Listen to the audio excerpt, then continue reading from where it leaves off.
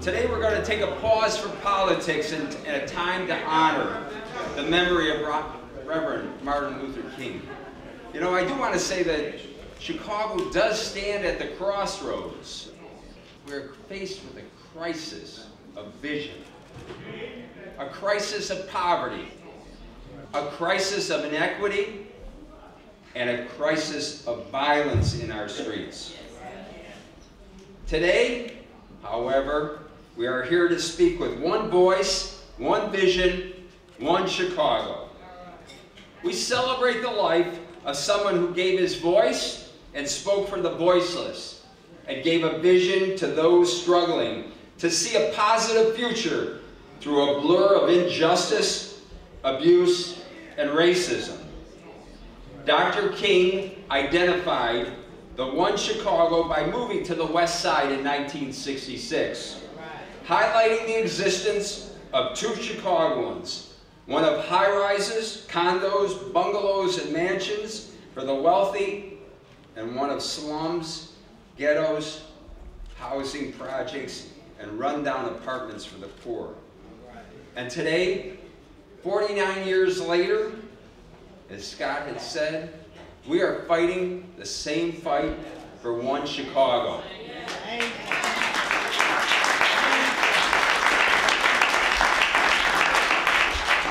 Today, there is one Chicago where residents go to work each day, and many in their own communities, and another Chicago where closed down stores and shuttered businesses punctuate high unemployment and lack of opportunity.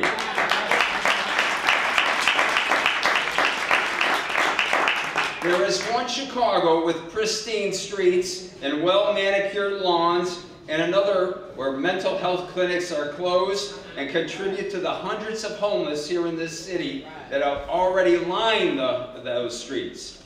And lack of city services leave them strewn with garbage and waste.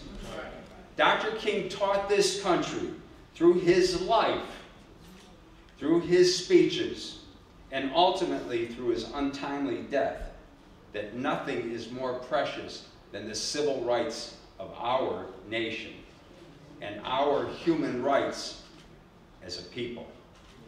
As a civil rights attorney, I am personally gratified and grateful to Dr. King for his part in influencing my career decision to walk down the path of social justice. Besides